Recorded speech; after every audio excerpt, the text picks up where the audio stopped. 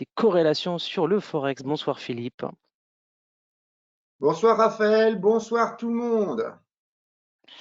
Bon, eh ben, écoute, ce que je te propose, c'est que tu commences. Moi, je vais m'occuper des questions s'il y en a. Et puis, ou alors on répondra à la fin. Enfin, on verra en fonction des questions et puis de la présentation. D'accord, donc je vais enlever la webcam et puis je commence. C'est Ça parti. marche. Merci. Donc, qu'est-ce qu'on va parler? On va parler de corrélation, hein. Donc, on va voir que il y a différents types de corrélations, qu'il y a souvent des erreurs qui sont faites dans l'utilisation des corrélations. Voilà, il y a le premier principe qui nous paraît simple. En fait, on cherche un indicateur. Hein, on cherche indirectement le Graal. Non, ça ne marche pas comme ça serait trop simple. Hein. Les marchés, c'est quelque chose de complexe. Hein, c'est comme la médecine, c'est complexe. Et donc, on commence par apprendre et puis on fait gaffe aux corrélations. Donc, on va en parler parce qu'il y a des corrélations qui n'en sont pas, qui sont que des causalités. Donc, je vais vous montrer plusieurs corrélations. On va essayer de regarder, par exemple, entre les devises, les indices actions. On va regarder certaines corrélations qui sont aussi suivies par les institutionnels. Et je vous montrerai un exemple concret quand vous voyez quelque chose qui se passe dans l'actualité. Vous voulez essayer d'en profiter en trading. Les corrélations vont vous servir à vous dire ce que pensent les institutionnels et vous allez vous dire OK, c'est feu vert, je peux trader, je peux pas trader. Voilà, est-ce que c'est un problème, est-ce que c'est pas un problème, hein. Je vous parlerai aussi donc les formations que je fais donc sur le trading du forex, j'en fais aussi sur la programmation de système de trading, hein. Donc, vous pouvez relier tous les systèmes, les différents types de plateformes de self-invest et puis faire la programmation, hein. Donc, la programmation, c'est un avantage, c'est de vérifier. Et puis, un programme, il est objectif, hein, parce que l'homme, il a une fâcheuse tendance à voir ce qu'il a envie de voir et de ne pas voir ce qu'il n'a pas envie de voir, hein. Donc, vous voyez que les cas qui sont gagnants, combien de fois j'ai des gens qui me disent qu'ils gagnent, puis quand tu creuses un peu, en fait, ils ont peut-être gagné les derniers coups, mais en fait, ils ont beaucoup perdu, hein. Donc, il faut être honnête avec soi-même, hein, parce que le marché, il s'en fout de mentir, ça ne sert à rien. Hein, donc voilà, donc les formations, moi je vous explique tout le côté professionnel qui manque souvent aux particuliers, donc enfin, on va en parler un petit peu. Voilà, alors il existe différents types de corrélations. Alors déjà, qu'est-ce que c'est qu'une corrélation? Une corrélation, ça sert à mesurer la force donc de la relation entre deux variables, hein, et puis la direction de cette association, donc entre ces deux variables, hein. Donc on va regarder dans quelle mesure deux variables tendent à évoluer ensemble. Hein. Alors, les corrélations qui sont les plus fréquemment utilisées, c'est les corrélations linéaires, hein. Alors, en pratique, on va regarder, je vais vous en montrer une après, on va faire une analyse de régression linéaire pour essayer de trouver la corrélation. Alors là, vous voyez d'abord, en haut à gauche, vous avez donc deux droites, hein. Donc, il y en a une montante avec un coefficient de corrélation 1. C'est une droite affine, y égale 1x plus b. Et puis vous avez l'autre, la bleue descendante, y égale moins 1x plus b. Donc là, il y en a une corrélation positive en rouge et il y a une corrélation négative en bleu. Alors évidemment, tous les points alignés sur une ligne, c'est une grosse théorie, hein, puisque souvent on a des nuages de points, comme on va le voir, hein. Donc en fait, voilà, on va essayer de trouver une droite donc de régression linéaire qui passe par le plus grand nombre de points possible et qui va nous dire, voilà, quand l'actif X1 monte, il y a tendance à voir l'actif X2 qui monte, donc suivant un certain coefficient, hein, avec une ordonnée à l'origine, hein. Donc, c'est les mathématiques, y égale x plus b. Donc, il y a deux formules, hein, pour le calcul des corrélations. Donc, elles ont des petites différences. Il y a la corrélation de Pearson et la corrélation de Sperman, hein. Donc, pour les matheux, ceux qui aiment bien les maths, vous chercherez les différences. Alors, qu'est-ce qu'on voit dans le graphe en haut à gauche? Donc, la corrélation, elle varie entre plus 1 au maximum et moins 1 au maximum. Hein, c'est au plus 100%, moins 100%, comme vous voulez, hein. Donc, si R, la corrélation R est positive, ça veut dire que la relation est positive, les deux actifs montent ensemble. Et si R est négatif, hein, donc le coefficient est moins 1, quand un actif monte, l'autre baisse et vice-versa, hein. Donc voilà. Alors en pratique, on va remarquer que les corrélations qui sont assez fortes, c'est des corrélations en fait qui sont supérieures à 0,6. Hein. Si elles sont à moins de 0,6, c'est pas terrible. Hein. Donc voilà, c'est ce que. Ah, attendez, j'ai quitté le. Je suis revenu à l'écran principal, j'ai l'impression. Voilà. Attendez, je vous le remets. Voilà. Donc, en fait, quand on a une corrélation, je veux dire, on voit, je vous dis en bas à gauche, qui est de 0,3, vous avez une corrélation qui est faible. Hein. Donc, je veux dire, entre 0,3, 0,6, 0,2, vous voyez, 0,4, c'est une corrélation qui est faible. Une corrélation qui commence à être forte à partir de 0,6. Donc, vous voyez, le nuage de points, il commence à être dispersé. Bon, on a l'impression qu'on peut faire une ligne hein, quand même. Mais bon, il commence à y avoir une dispersion des points. En haut à droite, ben, vous avez une corrélation qui est nulle. Enfin, on a un peu du mal à faire des traits. On pourrait faire un trait comme ça, un trait comme ça, un trait comme ça. Donc voilà, on pourrait, la ligne qui indiquerait une relation, on a du mal à la décrire. Alors souvent, ce qu'on oublie, eh ben, c'est qu'il y a des corrélations qui ne sont pas linéaires. Vous allez avoir une corrélation qui est très forte, vous voyez, là, ça fait une parabole.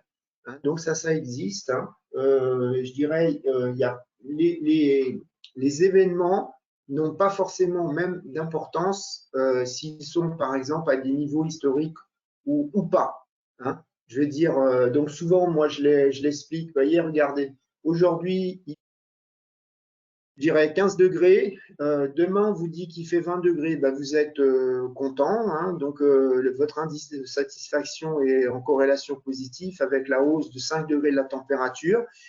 Donc, voilà. Et si on se transpose, on va en Arabie Saoudite, aujourd'hui, il fait 40 degrés. Et je vous dis, demain, il fait 45 degrés. Donc, les plus 5, ça devient une corrélation négative. Vous voyez, elle est passée d'une corrélation positive à une corrélation négative. En fait, aux extrêmes, souvent, vous avez les corrélations qui tendent vers plus 1 ou moins 1, voire s'inverse. Hein, quand vous avez un krach boursier, tout est corrélé, enfin un krach financier, je dirais, tout est corrélé en plus 1, en moins 1. Et après, quand on revient dans un monde normal, les corrélations deviennent différentes hein, ou même disparaissent. Hein. Donc là, il faut bien comprendre, ben, c'est que si vous faites un calcul de coefficient de corrélation avec la formule de Spearman, ben, vous allez obtenir 0 parce que Spearman, c'est pour des corrélations qu'on appelle monotones linéaires, Pearson, monotone linéaire, et donc ça ne va pas marcher. Hein. Comment Spearman, c'est aussi une corrélation monotone, mais ce n'est pas forcément sur une relation linéaire spécifique entre les deux variables. Hein. Donc voilà. Donc ça, c'est le premier souci, c'est que dans la vie, il y a beaucoup de corrélations qui ne sont pas forcément linéaires. En plus, il y a des corrélations qui sont multiples. Là, je vous ai fait y égale à x plus b. Hein. Là, on sent qu'il y a y, par exemple, à x2 plus bx plus c. Hein. Il peut y avoir y égale à x plus bz plus cy plus d. Hein. Donc, vous avez des corrélations linéaires multiples. Hein. La vie, ce n'est pas juste deux actifs qui évoluent ensemble. Alors, regardez, là, je vous montre des belles corrélations linéaires. Ça, c'est la corrélation entre les chiffres des ventes des détails aux USA qui est sorti donc, récemment, et puis l'euro-dollar. Alors, on voit quoi? Là, en fait, en abscisse, vous avez le consensus et puis l'écart. Donc, le consensus de Bloomberg, le chiffre, comment il va sortir. S'il est à 0,5% supérieur, eh ben, on voit quoi? On voit que l'eurodoll, plus l'écart, plus le chiffre est fort, plus l'eurodoll a tendance à baisser. Donc, le dollar a monté. Et plus le chiffre est faible, plus l'eurodoll a tendance à monter. Alors, on voit que la pente n'est pas très, très forte. Hein. Ce n'est pas un chiffre hyper important. Hein. Il fait quand même bouger. Hein. Il a fait bouger l'eurodoll, là. Donc, ce n'est pas un chiffre hyper important, mais il a quand même une corrélation. Et là, vous voyez le problème des corrélations, ben, c'est qu'il y a des points, des outliers, hein, qui sont très, très, très, je dirais, dispersés. Il y a des points qui sont voilà, qui sont vraiment loin. Hein. Donc, en fait, là, on a fait quoi avec la corrélation linéaire? On a essayé de trouver la droite où on va diminuer au maximum les distances. Hein. On va calculer la droite des moindres carrés, hein, les carrés des distances. Donc, on va calculer la droite et on va essayer, on va faire une droite dans tous les sens, hein, verticale, plus ou moins pentue. Et on va essayer de trouver celle qui fait que la somme donc les moindres carrés, la somme des carrés, les moindres carrés, soit la plus faible possible. Et là, on va trouver s'il y a une tendance. Alors, évidemment, ça, je l'ai pris dans la recherche des banques. Hein, ça, c'est la recherche des banques auquel je donne accès donc aux gens qui font les formations. Donc, il avait sorti la veille du chiffre sur les ventes de détail pour essayer de évaluer, par exemple, en fonction de la sortie du chiffre, jusqu'où va monter ou descendre l'eurodoll. Donc, ça peut s'utiliser comme ça, les corrélations. Donc, ça, c'est un exemple. C'est comme ça que les professionnels vont les utiliser. Ça, c'est un exemple. Alors, regardez, on va parler d'abord les gros problèmes qu'on peut avoir, c'est corrélation et causalité.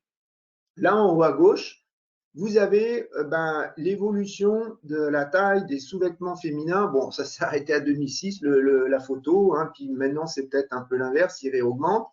Et on pourrait dire, il y a une corrélation entre la diminution, je dirais, l'évolution de la taille des sous-vêtements féminins et le réchauffement climatique.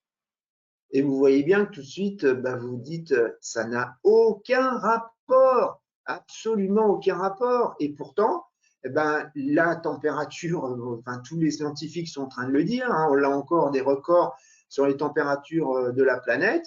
Et vous vous doutez bien que la taille des sous-vêtements féminins n'a absolument aucun rapport avec ça. Hein. Là, c'est pareil, à droite, là, il y a un site qui est connu pour montrer les spurious correlations. Hein. Là, vous avez quoi? Vous avez en noir le nombre de doctorats en sociologie donc, qui ont été attribués aux USA. Et en rouge, vous avez le nombre de lancements, de lancements spatiaux, je dirais, non commerciaux. Hein. Vous voyez bien que bon, c'est corrélé, mais en réalité, quel est le rapport avec un doctorat entre un lancement spatial et un doctorat de sociologie? Aucun. Donc, le premier raisonnement que vous devez avoir, quand vous voyez deux courbes qui se suivent, ce n'est pas forcément une corrélation, ça peut être tout simplement un hasard. Hein. Donc, il ne faut pas oublier qu'il y a beaucoup de courbes qui, à des moments, se suivent, ça n'a aucun rapport. Donc, il faut trouver l'origine de la corrélation. Donc, ça, on va en parler, je vais vous en montrer des corrélations. Il faut absolument trouver l'origine de la corrélation. Si vous ne trouvez pas une origine, il n'y a pas forcément de corrélation. Et un jour, vous faites avoir, hein, parce que le hasard fait que un jour, ils arrêtent les ventes, les doctorats, par exemple, et puis à l'inverse, vous avez les lancements spatiaux qui explosent. Et puis là, vous vous faites avoir. Hein. Alors, la plus grosse erreur, oui, enfin, celle-là, c'en est une très grosse. La deuxième, c'est, alors, vous voyez les camions de pompiers, hein, c'est confondre corrélation et causalité. Alors, en fait, ce qui se passe, quand il y a un incendie très, très grave, hein, il y a souvent des morts. Hein, quand il y a un incendie très grand, très grave, et il y a beaucoup de pompiers. Hein. Donc, en fait, c'est parce qu'il y a un incendie très grave qu'il y a beaucoup de pompiers, et puis malheureusement, souvent, il y a beaucoup de morts. Hein. Donc, on pourrait se dire, s'il y a beaucoup de pompiers, il y a une corrélation entre le nombre de pompiers et le nombre de morts. Hein, vous dites, c'est pas forcément vrai. Hein. Si vous avez un incendie qui est en pleine nature ou n'importe quoi, c'est pas forcément vrai. Et puis regardez, je vais partir donc de deux choses qui sont vraies. Hein. C'est qu'en général, quand il y a un incendie grave, vous avez 200 pompiers, etc. Donc vous avez beaucoup de pompiers. Je pars de deux choses vraies. Je suis en train de créer une corrélation qui n'existe pas. Je suis en train de dire que quand il y a beaucoup de pompiers, il y a beaucoup de morts. Et puis maintenant, je vais passer dans le complot. Hein. Puisqu'il y a beaucoup de morts quand il y a beaucoup de pompiers, donc les pompiers sont des meurtriers. Hein. Donc, en fait, les complots, c'est comme ça que ça se passe. Hein. On part de deux choses vraies et puis on les transforme un peu, la réalité, c'est une causalité plus ou moins, et puis on en aboutit à un raisonnement qui est complètement faux. Donc, attention. Alors, en trading, pareil. Hein. Moi, je vois des erreurs en analyse fondamentale. En fait, l'analyse fondamentale, faire des raisonnements trop rapides, on se plante. hein, et il y en a plein des comme ça. Hein. Alors regardez, aussi une erreur qui est assez souvent classique, bah, si vous prenez le Rodol et le câble, là je l'ai pris donc sur 3 ans, on voit que la corrélation, alors là je vous l'ai mis, vous voyez, la corrélation, bah, elle est à 0,71 dernièrement. Donc j'avais mis 0, je crois 0,6 et j'ai mis 1 comme ligne. Vous voyez qu'elle est très forte. Ben, en réalité, c'est logique, puisque dans l'euro dollar, il y a le dollar, et dans le GBP USD, il y a le dollar. Enfin, il y a un troisième truc, si vous voulez, qui fait que l'euro est lié au dollar et le GBP est lié au dollar. Donc, si vous faites toutes les paires de devises euro contre dollar ou euro-dollar dollarienne, vous allez trouver des corrélations qui seront relativement fortes. Et c'est logique, puisqu'il y a le dollar qui est dedans. Hein. Donc ça, c'est la première erreur, c'est-à-dire qu'elle ne va pas vous servir toute seule comme ça à grand-chose. On va en parler après. Hein. Alors, je vous en montre encore une autre. Hein. Alors là, qu'on voit encore plus souvent, c'est le Rodol et le dollar index. Hein. Donc là, j'ai fait exprès, j'ai inversé. Hein. Alors en rouge, vous avez le dollar index et en orange, vous avez l'eurodoll. Donc j'ai inversé le dollar index, hein, puisque quand le dollar index baisse, l'eurodoll monte et quand l'eurodoll baisse, le dollar index monte. Donc je les ai inversés pour qu'on voit. Alors là, on voit une corrélation, mais elle est formidable. La corrélation est formidable. Sauf qu'il y a un gros problème, hein, c'est quand on regarde la composition du dollar index. Hein, donc là, c'est pour ça que je vous ai mis une glace avec le petit chien qui est en train de s'attaquer. Hein, il attaque la glace, il n'a pas compris que c'est lui. Hein, et bien en fait, c'est ce qui se passe. C'est-à-dire que quand vous tradez, vous l'eurodoll en fonction du dollar index, ben, le dollar index, donc il comprend 6 paires de devises, et il y en a une qui fait 58% presque, et qui est l'eurodoll. Donc, en réalité, vous êtes en train de regarder de l'eurodoll à 58%. Donc, évidemment, c'est forcément corrélé. Donc, le truc qu'il faut faire, le truc, je dirais, qu'il faut faire attention, eh ben, c'est de se dire, ça va pas. Je veux dire, et puis, voilà, le dollar index, il a ce problème. Alors, je reconnais que je vois de temps en temps, même dans les recherches des banques, ils en parlent, du dollar index, hein, parce que historiquement, c'était le premier indice dollar. Alors, il avait été construit, comment ils sont construits des indices comme ça? Sur les parts de commerce, import, export, avec les pays. Mais le dollar index, il date de 1973. Donc, ça a complètement changé en plus. Je veux dire, puisque en fait, les indices dollars, alors pareil, la BCE, elle regarde ce qu'on appelle le taux de change nominal et effectif. Ils se font des indices, hein, les banques centrales. La banque centrale, elle regarde l'eurodoll, évidemment, mais surtout l'euro en taux de change nominal effectif pour savoir s'il est trop haut ou trop bas selon elle. Elle regarde l'euro contre un panier de monnaie. Donc, elle s'est fait un euro-index qui est donc l'euro-NIR. Hein. Donc, toutes les banques centrales fonctionnent comme ça. Elles ne regardent pas uniquement l'eurodoll. Et donc, en fait, je suis en train de vous dire, elles changent constamment la composition du panier de cet indice parce que le commerce, il change. Ça ne sert à rien de regarder la valeur de l'euro contre, je dirais, la roupie de Sansonnet s'il n'y a aucun commerce intérieur-extérieur avec ce pays, donc ça n'a aucun impact. Hein. Donc, en fait, il y a ce souci. Alors, il y a Bloomberg qui, depuis longtemps, a bien compris. Il a fait donc le Bloomberg Dollar Index. Donc, vous allez avoir des banques qui vous font des graphes sur le Bloomberg Dollar Index. Donc, lui, la grosse différence, c'est quoi? Eh ben, c'est que les pondérations, elles changent régulièrement à chaque fin d'année. Donc là, je vous ai mis les pondérations actuelles. Vous voyez que vous avez 29, déjà, vous voyez que vous avez que 29% et pas 29,14% et pas 57,6% d'euros. Donc déjà, c'est plus réaliste. Hein. Vous avez donc des monnaies comme le yuan que vous n'avez pas dans l'autre, le peso mexicain. Donc après, comment ils ont choisi leur pondération Bloomberg, ça, je ne sais pas. Mais en fait, déjà, ils les réactualisent. Donc eux, ils ont une idée, hein, de flux. Parce que maintenant, on peut trader avec la fonction FXGO. Il y a beaucoup d'institutionnels qui peuvent aussi trader. C'est-à-dire, vous pouvez trader donc Bloomberg, à l'origine, c'était juste comment une agence de news au début spécialisée obligations. Après, avec leur chat, ils ont attiré les traders forex. Et après, maintenant, c'est carrément, vous pouvez trader. Il y a il y a une page FXGO et là, vous tradez et comment vous pouvez mettre des setups, vous mettez des banques. Hein, donc, vous pouvez traiter avec des banques sur votre plateforme Bloomberg. Donc, ils ont des idées de flux. Hein, ils voient des flux, je dirais, des big data anonymisés. Donc, je peux supposer que c'est comme ça qu'ils font leur indice. Là, pour vous donner une idée, par exemple, en 2021, le Bloomberg Dollar Index, l'euro, il était à 32,65%. Vous voyez, il a baissé. On a le yuan chinois, il était en 9e position. Il y a 10 devises et pas 6 contre le dollar index.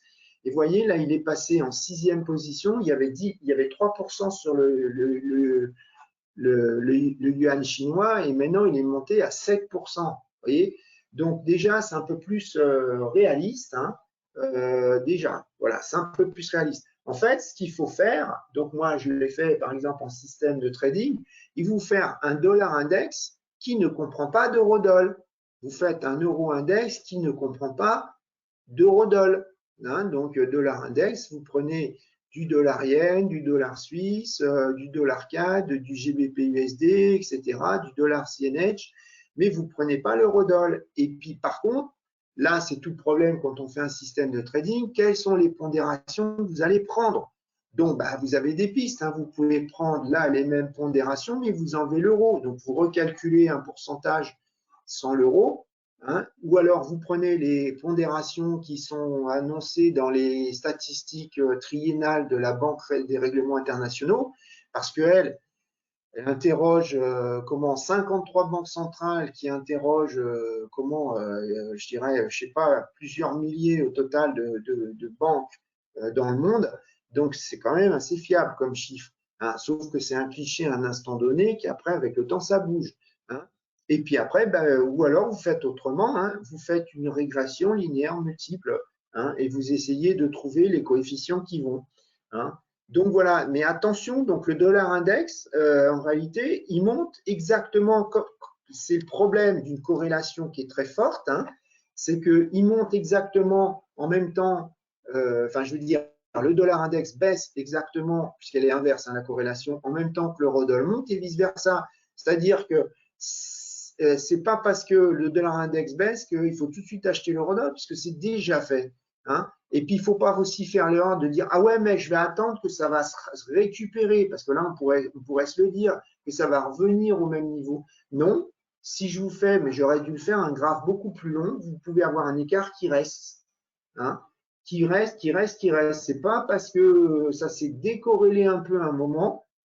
Si ça se recorrèle, pardon, ça ne veut pas dire que forcément ça va revenir au même niveau. Ça peut être corrélé, mais décalé, rester décalé. Hein. Et donc ça, il faut bien comprendre. Hein. C'est-à-dire que trouver indirectement, c'est trouver l'indicateur qui vous dit achète, laisse-moi le temps d'acheter avant de monter, hein, comme si le dollar index était en avance sur l'eurodoll. Ça ne marche pas. Hein, ça ne marche pas. De toute façon, si vous avez un décalage comme ça, qu'est-ce qui se passe? Ben, vous avez des hedge funds qui s'engouffrent dedans, puis du coup, ben, le décalage, il n'existe plus. Donc, puisqu'ils achètent avant, donc ça fait monter. Hein. Donc, ça n'existe pas. Hein. Chercher l'indicateur, prendre les corrélations pour trouver le truc qui est à -1 ou, enfin, ou qui est à 1 à 100%, ça ne vous sert à rien. Ce n'est pas comme ça qu'on utilise les corrélations. Voilà, alors je continue. Alors, avant de continuer, de vous montrer quelques exemples, donc je vous parle des formations.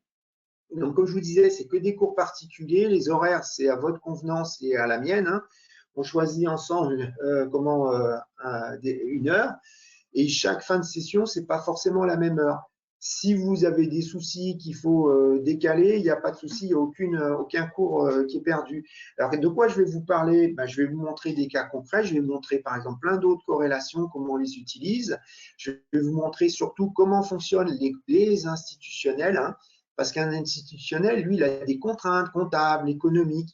Un hedge fund, un fonds spéculatif, un mutual fund, à la fin, ou une banque, hein, n'importe qui, c'est comptable le raisonnement. Donc, à la fin, vous avez dans une salle des marchés le trader qui va être obligé, par exemple, de clôturer des positions ou même d'en ouvrir pour faire des protections et autres, parce que c'est une injonction des comptables. Il ne faut pas oublier qu'à la fin, c'est comme ça qu'on déclare si vous faites des gains ou des pertes. Hein.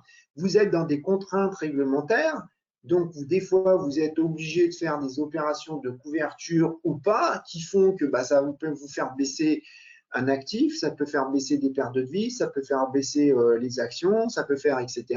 Donc, en fait, tout ça, c'est des impératifs que les professionnels ont, que vous n'avez pas. Vous allez en profiter. Hein.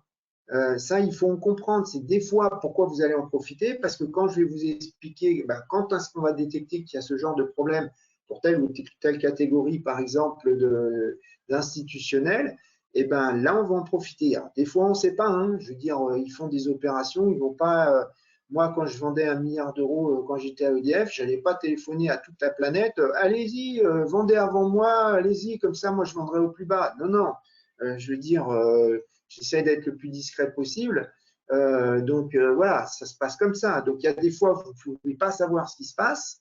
Hein, on ne peut pas tout savoir. Mais quand on sait ce qui se passe, c'est là qu'on trade. Hein. Il faut savoir qu'il est aussi urgent de ne pas toujours trader, pas tout le temps. Il faut savoir réfléchir. Ce n'est pas parce que vous avez acheté que ça a monté, que vous avez gagné de l'argent, qu'il faut tout de suite vendre. Parce que le marché, il peut faire une pause et remonter plus tard. Hein. Ce n'est pas parce que vous avez gagné pendant un moment en achetant, parce que le marché action il montait. Il y en a qui ont gagné, hein, et puis qu'après, ils ont perdu. Hein. Moi, je connais un gars qui a acheté du Bitcoin en 2014. Hein, le gars qui a acheté, non, il n'est pas millionnaire parce qu'après, il a racheté à chaque fois ça baissait et en fait, il est perdant. Hein. Donc, il faut aussi se poser des questions. C'est que ce que vous pensez à un moment donné, ça peut être vrai, vous avez raison. Vous réussissez l'entrée, vous pouvez rater la sortie et puis de toute façon, tout change constamment. Hein. Vous gagnez. Moi, il y a des stratégies qui marchaient très bien grâce à la Banque centrale chinoise sur les options à barrière en 2009, c'est fini. Pourquoi? Parce que la Banque centrale chinoise, elle a décidé d'arrêter de faire des double no touch. Donc, en fait, du coup, là, c'était du pain béni quand on savait, parce qu'elle faisait des trucs sur plusieurs milliards, ça faisait bouger l'eurodoll. Hein, vous faisiez des trades de 50 pips grâce à elle, et ça, c'est fini, ils ont décidé d'arrêter. Hein. Donc, il faut savoir se dire qu'un jour ou l'autre, votre stratégie, il faut la changer. Hein. Donc, ça aussi, je vous explique, on peut avoir des indices. Hein. Donc, je vous explique comment créer une stratégie, faire des scénarios et avoir une procédure de trading, parce que une stratégie, il faut avoir une procédure. Voilà. Donc, voilà, c'est 30 heures, ça dure à peu près 7 mois en général, parce que c'est 1h30 par semaine. Je continue. Alors, là, regardez, on va regarder la corrélation Eurodoll et S&P 500. Alors là, j'ai fait exprès, je vous mets le graphe, qu'est-ce qu'on voit? Eh ben, c'est que le graphe en bas, pourtant, on se dirait, tiens, apparemment, il y a une corrélation. Donc là, le S&P, c'est quand… là, j'ai mis le SPY, hein, j'ai mis l'ETF parce qu'avec Reuters, j'ai une version allégée, hein, c'est vachement pratique parce que maintenant, on a un Reuters qui est pas cher. Hein, ceux qui sont intéressés pourront me contacter. C'est vraiment abordable. Sauf que l'inconvénient, c'est qu'il y a certains trucs, comme l'indice S&P 500 en temps réel, eh ben, il faut payer. Donc, bon, moi, j'ai mis le SPDF. Le SPDR, le SPY, c'est l'ETF, donc ça suffit. Donc, quand c'est pas ouvert, Wall Street, ça fait des lignes droites. Hein. Donc, en fait, qu'est-ce qu'on voit? On se dit, oh là là, il y a tendance à avoir, on dirait qu'il y a une corrélation. Hein. Quand on regarde le graphe, le truc qui nous dit ça oscille autour du zéro. Là, c'est à moins 0,25. Hein, je vous avais dit, une corrélation, c'est soit c'est supérieur à 0,6 à 60%, soit c'est inférieur à moins 0,6. Donc là, a priori, il n'y a pas de corrélation. Si on regarde sur plus long terme, hein, donc ça va nous éviter les clôtures, on voit l'eurodoll. Bon, on voit bien que, par exemple, là, il n'y a vraiment pas du tout de corrélation. Hein, je veux dire, là, ça monte, lui, il baisse. Donc, voilà, on pourrait se dire qu'il y a une corrélation inverse, mais là, regardez, lui, il monte et lui, il monte. Bon, voilà. Et puis, lui, il se met à baisser, l'eurodoll, alors que le SPY, l'indice S&P 500, je veux dire, enfin, le TF, il monte. Hein. Alors, on le voit bien, vous voyez, ça oscille. Là, il met plus 0,20 sur du plus long terme, 20%. Voilà, ça aussi plutôt autour du zéro. Voilà, j'avais mis 0,6. Voilà, ça a été fin de l'année. À un moment, il y avait une corrélation action. On le voit bien, hein, vous avez montée, baisse. Vous voyez, montée, baisse. Voilà, on le voyait. Mais je veux dire, historiquement, il n'y a pas une forte corrélation entre l'eurodoll et le S&P 500. Quand on regarde, donc là, je vous ai mis avec Reuters les corrélations sur un mois. Donc là, j'ai mis des couleurs. Hein, donc, si elle est inférieure à moins 0,6, donc elle est forte, ou inférieure à plus 0,6, elle est forte aussi en bleu. Ben, je veux dire, non, pas en bleu, en rouge, en jaune, pardon, jaune ou rouge. Ben là, j'ai mis l'Eurodoll, j'ai mis le S&P 500, le Nasdaq, l'Eurostoxx 50, un indice européen, le FTSE anglais, le DAX et le CAC. Eh bien, on voit, il n'y en a aucun, là, des paires de devises. Ça, c'est Eurodoll, dollar yen, GBP USD, dollar suisse, dollar CAD. Hein, eh bien, on voit quoi? On voit qu'il n'y en a aucun qui a une très forte corrélation positive ou très forte corrélation négative. Donc, on voit quoi? Que les corrélations, c'est plutôt des corrélations négatives, faibles. Hein, alors, on voit quoi? Là, c'est ce que je vous disais, l'Eurodoll avec le S&P, vous voyez, c'est moins 0,30, c'est pas beaucoup. Donc, avec tous les indices, hein, le DAX peut-être à peine plus. Qu'est-ce qu'on voit? Il y aura une corrélation un peu plus forte avec le CAC, le dollar suisse et le S&P. Bon, la plus forte, c'est celle-là. Hein, donc, le DAX, c'est le dollar canadien. Bon, franchement, moi, a priori, je ne vois pas pourquoi. Hein, je veux dire, ça m'étonnerait, enfin, à creuser, quel est le commerce, quels sont les liens, je veux dire, financiers ou commerciaux entre le Canada et l'Allemagne. Ça m'étonnerait que ça soit majoritaire. Donc, je pense que c'est un pur hasard. Hein. Je veux dire, de toute façon, moins 0,49, voilà, je vous ai dit, il faudrait que ça soit inférieur à moins 0,6 pour que ça soit assez important. Donc là, on voit sur le mois dernier, il n'y a pas de corrélation globalement entre les devises et les indices. Hein. Ce qu'il faut comprendre que, par exemple, là, quand on regarde le graphe juste avant, vous pouvez me dire, mais oui, mais regardez, l'Eurodoll, il a monté, le S&P 500, il a monté. En réalité, c'est quoi? J'ai oublié de vous le dire tout à l'heure, je l'ai fait un peu avec l'Eurodoll et le câble. Très souvent, vous avez deux actifs qui montent ensemble parce que ces deux actifs, ils sont en train de regarder autre chose. Et quoi? Ce qu'est en train de faire la Fed. Hein. Donc, d'un côté, l'Amérique est content les actions parce que si la Fed arrête d'augmenter ses taux, je dirais, voire même les baisses, hein, parce que c'est ce que pensent les traders, eh ben, ça va être sympa pour les sociétés, hein, parce que Apple qui vend ses iPhones hyper chers, donc tu as des gens qui prennent des crédits, le crédit va être moins cher, donc du coup, il y aura plus de crédits pour acheter des téléphones, et du coup, Apple, le cours va monter. Donc voilà, donc les S&P 500, il va monter, puisque voilà, les crédits seront plus abordables. Le dollar, il va baisser, puisque le rendement, il va être moins intéressant de placer en dollars. A contrario, tu as la BCE qui encore a des velléités de monter les taux plusieurs fois, 2 fois. Hein, pour l'instant, c'est ça. Donc, alors qu'on est en train de penser que la Fed, ça serait peut-être juste la dernière fois la prochaine, c'est-à-dire la semaine prochaine, hein, et qu'après, en tout cas, il y aura une pause. Est-ce qu'il y aura encore une autre hausse? Il y a des membres de la Fed qui le disent, mais bon, le marché commence à plus trop y croire. Donc, je suis en train de vous dire quoi? Tous les deux, ils montent pour une raison complètement différente.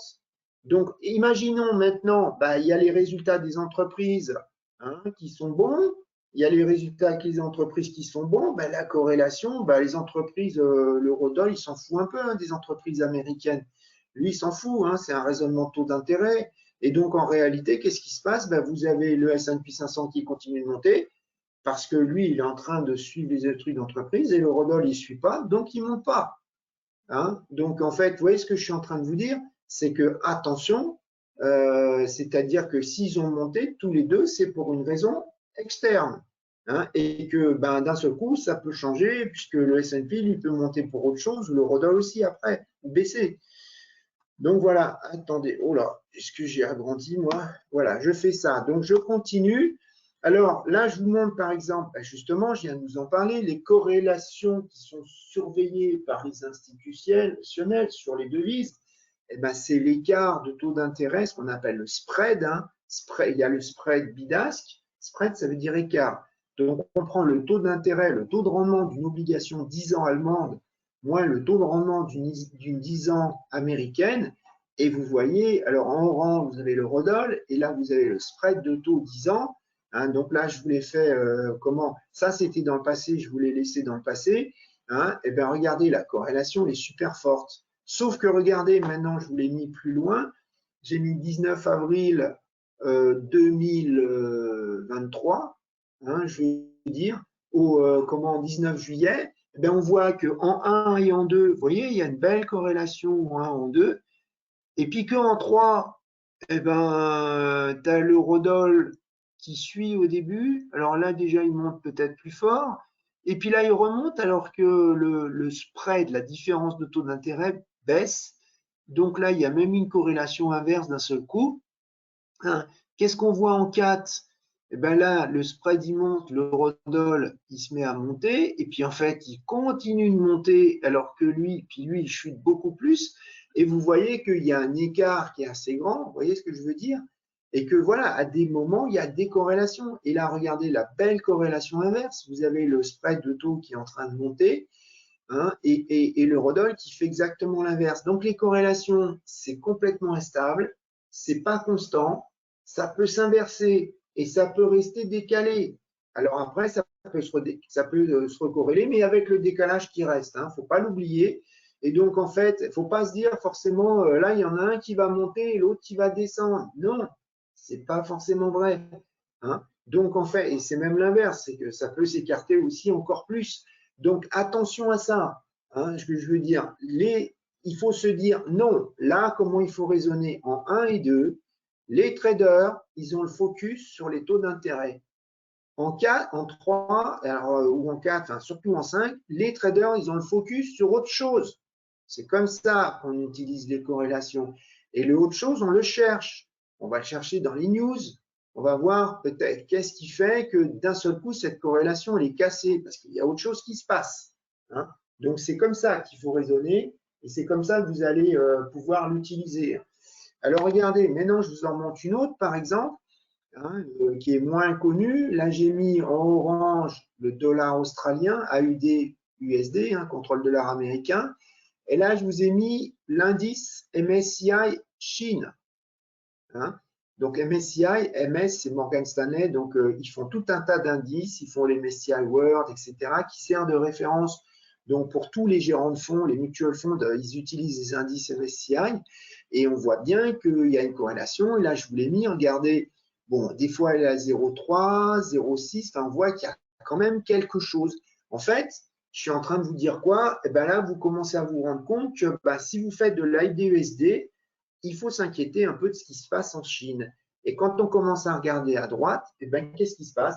Vous vous apercevez que l'Australie, c'est la plus grande exportateur, c'est le plus grand pays exportateur de minerais de fer, et la Chine, c'est le plus grand importateur de minerais de fer australien. En fait, il y a 60% du minerai de fer importé de la Chine qui provient de Canberra. Donc, en réalité, ils sont très liés. Hein. Et le minerai de fer, ben, ça sert aux constructions. Donc, en fait, si par exemple, ça va bien en Chine, qu'il y a plein de constructions, alors je pense aussi à l'immobilier ou etc., à ce moment-là, eh ben, le minerai de fer coté à Lingao en Chine, il va monter et vous allez avoir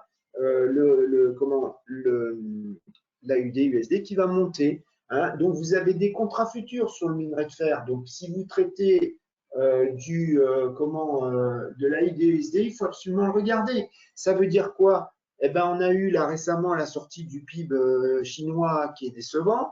Il faut le surveiller. On a eu lundi la Banque centrale chinoise qui a décidé de laisser changer sa facilité de dépôt à 1 an. Eh ben, ça, il faut surveiller parce que vous êtes en train de regarder si l'économie chinoise elle ralentit ou si elle est en bonne forme ou si elle s'accélère. Et indirectement, ça va jouer sur la paire AUD et USD. Hein. Et là, la corrélation, elle est réelle. C'est des flux réels.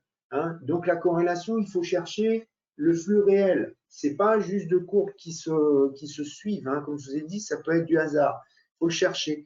Alors, comment on peut aussi utiliser les corrélations? Je vous montre un autre exemple.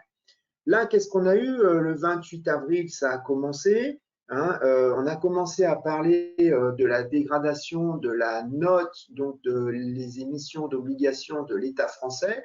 Hein. Donc, il y a eu d'abord l'agence franco-américaine Fitch de notation financière, hein, qui a donc abaissé la note, donc c'était le 28 avril dernier, hein, et il avait dégradé la note. Alors, vous savez, c'est des notations un peu bizarres, triple A, double A, single A, etc. Donc, on était double A Fitch l'a baissé à double A-, c'est pas hyper grave, ça fait un peu monter les taux d'intérêt, mais c'est pas encore hyper grave. Hein. Pourquoi? Parce que Fitch, à ce moment-là, parlait d'impasse politique du gouvernement, puisqu'on était en plein de négociations de réforme des retraites, et vous savez que ça ne s'est pas très, très bien passé. Hein. Donc, comment Moody's, il a mis, Moody's, c'est une deuxième, il y a 3 agences financières, il y a Fitch, Moody's, S&P, enfin dans l'ordre. La plus importante, S&P, je mettrais deuxième Fitch peut-être et Moody's en troisième, enfin c'est pas sûr, mais la plus importante c'est Standard & Poor's, hein, l'indice S&P. Comment et donc en fait Moody's, eux, ils avaient décidé de ne pas dégrader la note de la France, mais ils avaient évoqué le faible mandat dont dispose le gouvernement, hein, puisque bon, il n'a pas une majorité très forte. Hein. Donc là, vous pouvez vous dire, tiens, là j'entends ça, et puis on sait que bientôt, en juin, qu'est-ce qu'il va y avoir? Il va y avoir comment la notation qui va arriver de Fitch, hein, et donc là on se dit de S&P, donc l'agence la plus importante. Ça se passe mal, vous commencez à en entendre parler, moi j'entendais à la télé grand public, hein, donc vous dites ça va faire baisser l'euro. Hein, ça peut faire baisser le CAC 40, ça peut faire baisser l'euro. Eh bien, qu'est-ce que vous faites? Vous allez utiliser les corrélations. Vous allez essayer de regarder. Donc là, qu'est-ce qu'on fait? On regarde. Alors déjà, qu'est-ce qu'on s'aperçoit? Là, qu'est-ce que j'ai fait? J'ai fait la corrélation entre une obligation d'État français 10 ans en orange et une obligation d'État allemand, le Bund, hein, pas le contrat futur, la vraie obligation. Hein, et on voit que la corrélation, elle est très, très forte. Et là, qu'est-ce qui se passe? Là, c'est quand Fitch abaisse la notation. Et là, le 2 juin, hein, c'est quand comment S&P laisse la notation inchangée, mais il met une perspective négative. Hein, perspective négative, c'est-à-dire si ça va mal entre-temps, la prochaine fois, parce qu'ils ont des dates régulières de révision des notations des obligations souveraines, hein, de tous les pays. Hein, alors, c'est souvent un vendredi après la clôture de la bourse de Wall Street. C'est fait exprès, hein, pour éviter qu'il y ait une volatilité énorme. Donc, ça arrive quand la bourse est fermée. Bon, qu'est-ce qu'on voit? Alors là, le spread, enfin l'écart, je dis la corrélation, elle est très, très forte. Regardez, 0,98. Là, elle a baissé, mais en réalité, elle est très, très forte. Si je vous mets le +1, -1, vous voyez une ligne droite quasiment. Elle est très forte.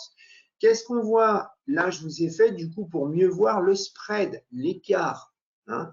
Donc, j'ai mis l'écart de taux d'intérêt entre l'obligation française, qui est un peu au-dessus, vous voyez, souvent, et le taux d'intérêt de l'obligation allemande qui est un peu en dessous. Vous voyez, l'orange est souvent au-dessus. Hein. Regardez, là, voilà, les investisseurs institutionnels devaient le sentir, puisqu'on voit que le spread y monte. Mais qu'est-ce qu'on voit? Là, si vous êtes là, vous voyez la news, vous dites que l'eurodoll il va baisser, le CAC qui va baisser, vous voyez quoi? Dans l'absolu, on n'a même pas dépassé le niveau qu'il y avait il y a 1 an, etc., qui n'est pas du tout un niveau hyper important. Donc, je veux dire, s'il y avait un souci, si vous voulez, dès l'annonce par Fitch de l'abaissement de la note de la France, le truc, il aura explosé, mais très fort. Donc là, vous êtes en train de vous dire quoi? Moi, par exemple, je voulais acheter l'eurodoll pour une autre raison. J'avais peur qu'il baisse parce qu'il y a une menace de dégradation de la note par S&P. Il n'y a aucun souci. Là, le marché, il est en train de vous dire, non, on n'est pas en train de s'affoler sur la dégradation éventuelle de la note par S&P. Et regardez, là, même le marché avant, les institutionnels, ils sont en train d'accepter d'avoir un rendement plus bas sur l'obligation française par rapport à l'obligation allemande. Et vous voyez, ça se passe très bien. Et vous voyez qu'en réalité, qu'est-ce qui s'est passé? Donc même les taux, les deux ont baissé en même temps, mais finalement le taux français, il a sûrement baissé plus que le taux allemand. Donc en fait, il n'y a eu aucun souci. Donc là, vous surveillez, il y a une corrélation très forte. Là, je mets le spread pour regarder plus en détail. Il n'y a pas d'écart. Je veux acheter l'eurodoll pour une autre raison. Il n'y a pas de souci. Hein. J'avais envie de vendre l'eurodoll parce que je pensais que ça allait être la cata. Je m'aperçois déjà le 28 avril que c'est loin d'être la cata. La catastrophe, on est loin d'être à des niveaux extrêmes. Hein. Donc, le marché s'en fout. Parce que ce qui compte, c'est pas ce que vous pensez en trading, c'est ce que pensent les plus gros. Donc, il faut aller regarder les outils qui vous montrent ce que font les plus gros. Hein. C'est pas je regarde un graphe, je vends parce que ça a monté ou j'achète que ça a baissé. Il faut comprendre ce que font les gros pour savoir si vous pouvez entrer dans un deal ou pas, ou au contraire sortir d'une position parce que ça craint. Et donc, c'est comme ça qu'on utilise tout ce qui est corrélation, etc. C'est pour avoir l'idée de qu'est-ce qui se passe, comment le marché des institutionnels le considère, où est le focus. C'est comme ça qu'on va faire. Hein. Donc voilà, j'ai terminé. Si tu as des questions, Raphaël. Oui, absolument. Alors, je vais regarder les questions. J'en avais une, mais je n'ai pas osé t'interpeller pour ça. En gros, on me posait la question de comment on tire parti des écarts de corrélation. Donc, en gros, est-ce que toi, Oui, j'ai répondu. Oui, tu as répondu à ça. En fait, Euh, on ne peut pas tirer parti des écarts de corrélation. Ça peut. Regardez, je vous donne un autre exemple. Toi, Raphaël, tu as une voiture, moi aussi. On accélère, on démarre en même temps, on accélère en même temps. On est complètement corrélés. T'en as pas un de nous deux qui est un centime, enfin pas un centime, un centimètre devant l'autre. OK? D'un seul coup, on se stabilise à 100 km/h. On est tous les deux stabilisés. D'un seul coup, on est corrélés. On est à la vitesse constante 100 km/h. D'un seul coup, tu décides d'accélérer. Tu accélères. Moi, j'accélère pas. On est décorrélés. Il y a un écart, tu es devant, tu es 100 mètres devant. Tu te remets à 100 km/h, tu es 100 mètres devant, on est à nouveau corrélé. Et si on reste comme ça, c'est toi qui arriveras à la ligne d'arrivée avant moi. Et on est corrélé. Je veux dire, un écart, il peut rester toute la vie. Il ne faut pas se dire, il y a un écart, forcément, si on veut récupérer l'écart, ça veut dire quoi? Soit toi, tu ralentis, moi, je reste à 100 km/h jusqu'à arriver à mon niveau et tu te remets à 100 km/h. Donc, à un moment, tu étais à 100, 100 mètres devant moi, tu vas à 99, 98, 80. Quand tu reviens, quand tu es à mon niveau, tu te remets à 100. Donc, ça veut dire corrélation inverse. Hein. Ça veut dire que pourquoi la corrélation s'inverserait forcément? Parce qu'il y a eu un écart? Pas forcément. Hein, je veux dire. Donc, ou alors, ça serait l'inverse. C'est moi qui accélère et toi, tu n'accélères pas. Donc, on se décorrèle. Je veux dire. Et non, ça peut rester l'écart. C'est l'erreur, c'est au début, quand on veut faire du trading avec les corrélations, c'est l'erreur classique. ok. Vas-y, tu as d'autres questions ou pas? Non, j'ai pas d'autres questions, a priori, mais bon, c'était très complet. 50 minutes, c'est très bien. Ouais, Tu te dépêches, je normalement, m'améliore.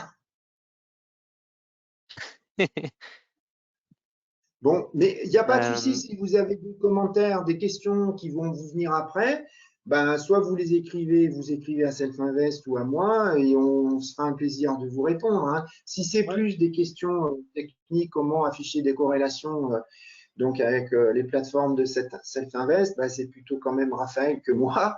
Hein. Et si Oui. c'est pur marché, voilà, c'est plutôt moi. Mais n'hésitez pas, je veux dire, c'est avec plaisir qu'on vous répondra. Hein. Bon, mais bah parfait. Merci en tout cas, Philippe. Merci à tout le monde d'avoir participé. Et écoutez, je vous souhaite à toutes et tous une très bonne soirée. Salut Merci Philippe. Raphaël, merci à toi Raphaël Merci. et bon trading à tous. Bonne soirée. Merci.